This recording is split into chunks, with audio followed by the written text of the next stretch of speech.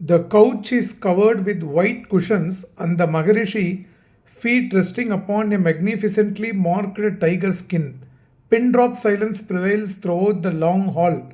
The sage remains perfectly still, motionless, quite undisturbed at our arrival.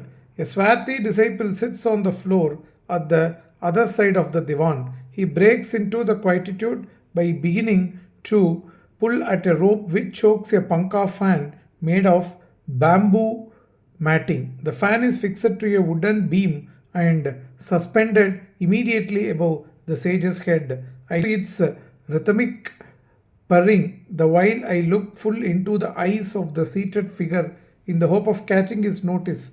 They are dark brown, medium sized, and wide open. If he is aware of my presence, he betrays no hint, gives no sign. His body is supernaturally quiet, as steady as a statue.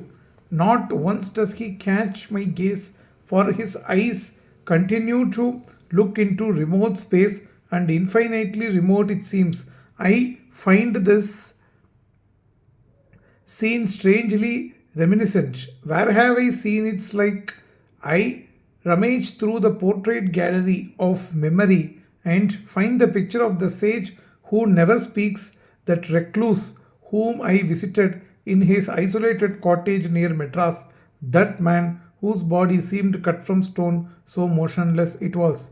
There is a curious similarity in this unfamiliar stillness of body which I now behold in the Maharishi. It is an ancient theory of mine that one can take the inventory of a man's soul from his eyes, but before those of the Maharishi, I hesitate, puzzled, and baffled.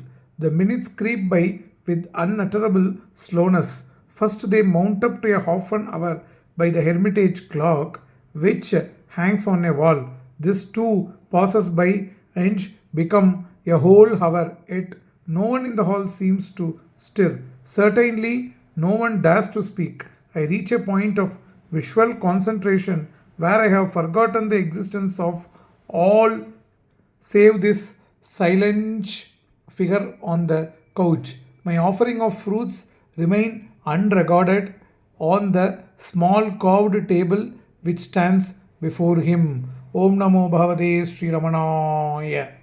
Search in Secret India, Paul Brunton's visit and his experience with Ramana Maharshi.